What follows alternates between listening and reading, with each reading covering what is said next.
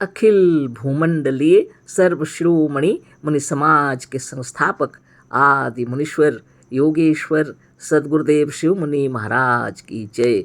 उपस्थित मुनि वृंद, साधु सज्जन वृंद, संत वृंद, साधक वृंद, आध्यात्म ज्ञान के जिज्ञासु और प्रेमियों, सभी श्रोता वृंद, आप सभी को मेरा कोटिशः नमन, सप्रेम जय जय। तो आध्यात्मिक चर्चा चल रही है और हम लोग सदगुरुदेव शिव मुनि महाराज रचित ग्रंथ वेदांत सिद्धांत के अंतर्गत अध्याय 15 पर चर्चा कर रहे हैं और गुरुदेव उसका शीर्षक दिए हैं ब्रह्म या ईश्वर का प्रत्यक्ष दर्शन। और बहुत सुंदर से समझा रहे हैं, ईश्वर का प्रत्यक्ष दर्शन करा रहे हैं और सदगुरुदेव बता रहे हैं वेदों के अंतर्गत से और उपनिषदों से भी उदाहरण दे करके समझाए हम लोगों को, और हम लोगों ने जाना ये आत्मा ही ब्रह्म है। अब यहाँ पर फिर से बताओ, आगे ऊपर में हम लोगों ने बृहदारण्यक उपनिषद, छांदोग्य उपनिषद से अहम ब्रह्मास्मि तत्त्वमसि जाना। आगे अथर्ववेदीय मांडूक्य उपनिषद का उदाहरण दिए हैं मंत्र 2, अयम आत्मा ब्रह्म। ऊपर का वाक्य वेद वाक्य का एक भाग है, इसका अर्थ है यही आत्मा ब्रह्म है। यही आत्मा का तात्पर्य क्यों मनुष्य आत्मा से है, इसे हम समझा चुके हैं, पर वह युक्ति प्रमाण था। संभव है लोग कहें कि इस आत्मा का तात्पर्य परमात्मा से ही है, अतः इस आत्मा का अर्थ युक्ति के अतिरिक्त वेदों से ही कर देना अधिक उचित है ना। तो तर्क वितर्क यदि करेंगे तो ठीक नहीं होगा, इसलिए वेद में उसमें क्या लिखा है और वेदों से ही उसके उचित उत्तर दे देते हैं। गुरुदेव कह रहे हैं ना यही आत्मा ब्रह्म है और मनुष्य आत्मा से क्यों संपर्क किया हुआ है, और मनुष्य आत्मा ही क्यों ब्रह्म है, इसी विषय में चर्चा हो रही है। ब्रह्म तो परमात्मा तो कोई बाहर से नहीं है, लेकिन गुरुदेव के विचार से लोग अगर हो सकते हैं ऐसा विचार करें कि हो सकता है, यहाँ पर जो लिखा हुआ है अयम आत्मा ब्रह्म, इसका तात्पर्य हो सकता है परमात्मा से हो, इसलिए गुरुदेव बोल रहे हैं, जो प्रमाण हम दिए हैं फिर भी बता रहे हैं। अतः इस आत्मा का अर्थ युक्ति के अतिरिक्त वेदों से ही कर देना अधिक उचित है। वेदों को हम अपने निष्पक्ष भाव से देखा, वेदों को हमने निष्पक्ष भाव से देखा तो उसमें एक मंत्र भी ईश्वर के लिए नहीं पाया। सदगुरुदेव शिव मुनि महाराज की जय। बहुत सुंदर से वेदों को उन्होंने फिर से पढ़ा कहीं कोई भूल चूक ना हो जाए, है ना हम लोग को समझाने के लिए मंत्रों को दिखाए। जो कुछ है वह मनुष्यात्मा के लिए है। अब बता रहे हैं जो कुछ भी है मनुष्यात्मा के लिए है, ईश्वर के लिए एक भी मंत्र यहाँ नहीं मिला वेदों में।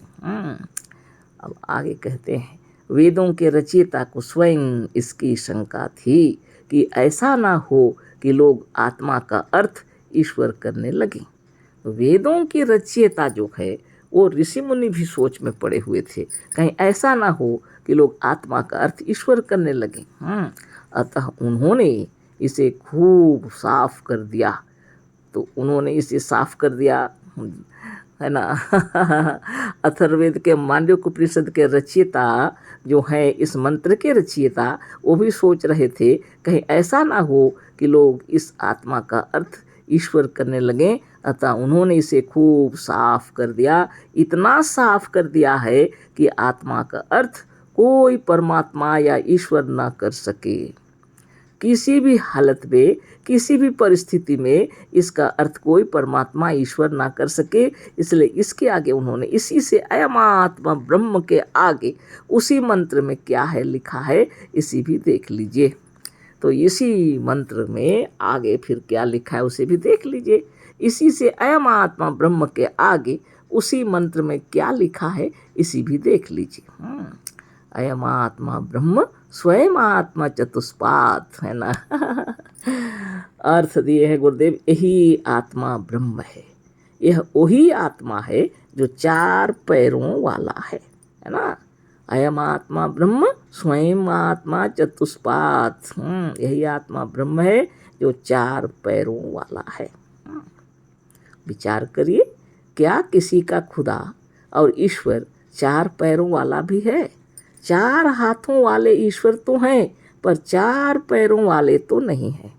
यह 4 पैर क्या है, इसे भी उसी मांडूक्य उपनिषद में इसके आगे जो मंत्र है उसमें बतला दिया है।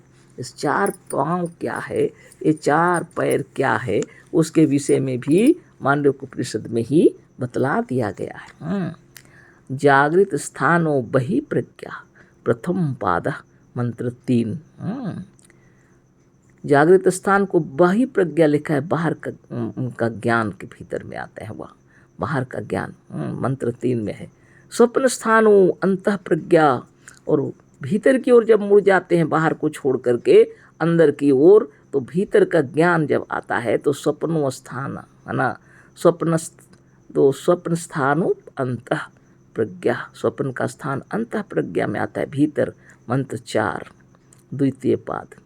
सुषुप्त स्थानो एकीभूता, और जब अपने में समाहित होते हैं आप अंतरात्मा में एकीभूत होते हैं तो सुषुप्ति अवस्था गाढ़ निद्रा में आ जाते हैं आप। तृतीय पाद मंत्र 5 प्रपंचोपशम शांतम, प्रपंचोपशम शांतम चतुर्थ, प्रपंचोपशम शांतम 5वें चतुर्थ अवस्था में जब आ जाते हैं मंत्र 6 है ना, जब इसको कहते हैं तुरीय अवस्था। बहुत शांति की अवस्था से आप एकांत होकर के, एक होकर के जब आपको प्रज्ञा ज्ञान ब्रह्म ज्ञान से परिपूर्ण हो जाते हैं, चतुर्थ में आ जाते हैं, तुरीय अवस्था में है ना, उसी को लिखा हुआ है। जागृत स्वप्न सुषुप्ति और तुरीय, यह 4 पाद हैं। इनसे युक्त जो मनुष्यात्मा है वही ब्रह्म है। जागृत स्वप्न सुषुप्ति और तुरीय, यह मनुष्यात्मा 4 पैर वाला है ना। खूब विचार कर लीजिए। जागृत स्वप्न सुषुप्ति और तुरीय, यह 4 पाद हैं, इन्हीं को पांव कहा गया है। इन अवस्थाओं को पार, पहला पांव, दूसरा पांव, तीसरा पांव, चौथा पांव, यानी अवस्था के हिसाब से आप आगे बढ़ते हैं है ना। इनसे युक्त जो मनुष्यात्मा है वही ब्रह्म है, क्योंकि सोना जागना ईश्वर का नहीं हो सकता है ना। ईश्वर यदि सो जाए तब क्या होगी स्थिति। गुरुदेव लिखे हैं जो गाढ़ निद्रा को प्राप्त होता है वह ईश्वर कैसे है, वह तो जीव है, और यही सोने और जागने वाला मनुष्यात्मा ब्रह्म है। यही पूर्वोक्त वेद वाक्य का अर्थ है। क्या इतना साफ कर देने पर भी शंका रह सकती है। इन वेदों के बृहदारण्यक उपनिषद में तो और भी इसे साफ कर दिया है। अयमात्मा ब्रह्म विज्ञानमयो मनोमय प्राणमयश्चक्षुर्मय श्रोतमय क्रोधमयो अक्रोधमय धर्ममयो अधर्ममय ना। यही आत्मा ब्रह्म है जो विज्ञानमय है, मनोमय है, प्राणमय है, आँख वाला है, कान वाला है, क्रोध वाला है, अक्रोध वाला है, धर्म वाला है, अधर्म वाला है। बताइए। धन्य धन्य सद्गुरुदेव शिवमुनि महाराज की जय। हम लोग के मनोमस्तिष्क में यदि कोई शंका भी उत्पन्न हो तो वेदों को उठा करके हम लोग के सामने रख दिए, उपनिषदों को सामने रख दिए, और ऋषि मुनियों की महिमा हम लोग को पहले से पता है, हम लोग खूब उनकी महिमा गाते हैं, इसलिए उन्होंने कहा उन्हीं की वाणी को सुन लो है ना। हम लोग के सामने वेद और ऋचा और उपनिषद सब पढ़ करके हम लोग सामने रख दिए गुरुदेव। देखो बोलते हैं है ना, जागृत स्वप्न सुषुप्ति तुरीय 4 अवस्थाओं वाले, ये 4 पाँव वाले कोई है तो वह मनुष्य आत्मा है ना। बहुत बड़ी बात। सोना जागना ईश्वर का नहीं हो सकता।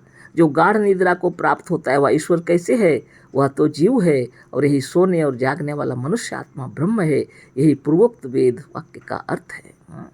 इतना ही नहीं, आगे फिर बृहदारण्यक उपनिषद के उदाहरण दिए हैं। अयम आत्मा ब्रह्म विज्ञानमयो मयो मनोमय प्राणमयश्चक्षुर्मय श्रोतमय क्रोधमयो अक्रोधमय धर्ममयो अधर्ममय। बताइए।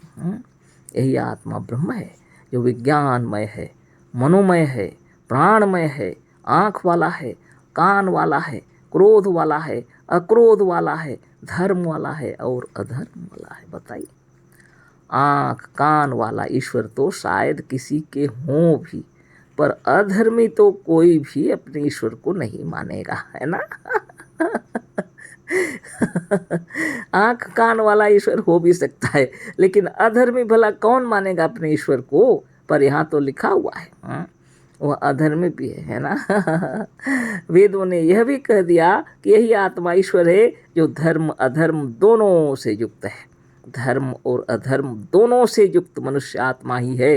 अतः वेदों के मुताबिक यही मनुष्य आत्मा ही ब्रह्म है। अतः वेदों के मुताबिक यही मनुष्य आत्मा ही ब्रह्म है ना। सदगुरुदेव शिव मुनि महाराज की जय। यहाँ पर याद आ गया एक प्रसंग है ना। मुनि संगीत सुधा के रचयिता है राम लखन मुनि जी है ना। कभी समय था गुरुदेव के पास आए थे, सदगुरु की किताब पढ़ने लगे है ना। जब किताब पढ़े तो उनसे पढ़ा नहीं गया, ला करके सदगुरु को दे दिए। आए और दिए नहीं, बोले महाराज ये बुक ये किताब रख लीजिए। बोले रख दीजिए, तो नहीं हमसे यही तो नहीं हो रहा, तो इसको लेकर खींच करके ले जाइए और रख दीजिए। ठीक है बोले रख दिए। 3 दिनों के बाद फिर आए तो बोले महाराज हमें वह किताब दे दीजिए।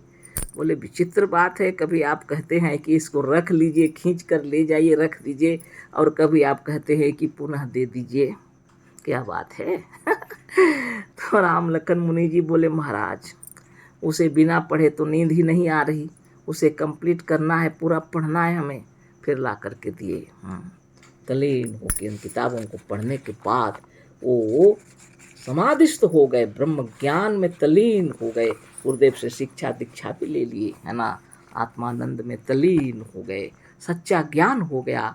उन्हीं ने यह कल जो चर्चा करते समय बात हो गई थी, आज यहाँ हम फिर से सुना देते हैं। आत्मा और परमात्मा का ज्ञान यहाँ जो लिखा हुआ है वेदों में, भगवान जो है धर्मी तो है अधर्मी भी है। तो धर्म अधर्म दोनों से जो युक्त है वही परमात्मा है। यही आत्मा एक परमात्मा है,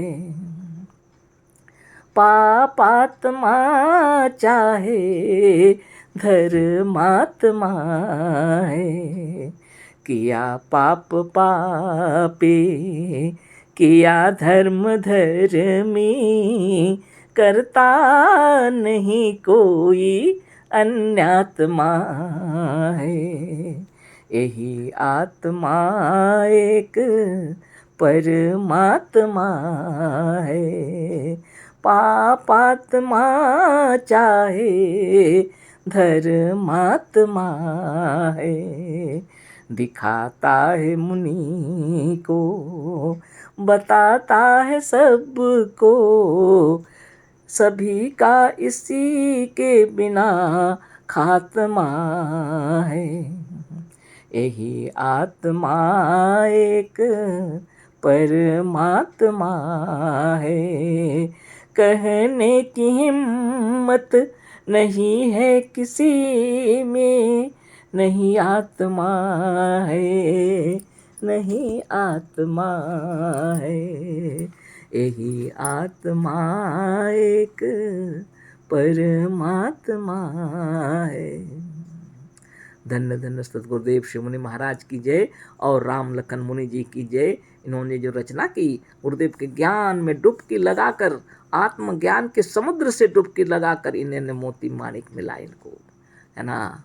और इसी तरह की रचना किए थे गोस्वामी तुलसीदास जी है ना।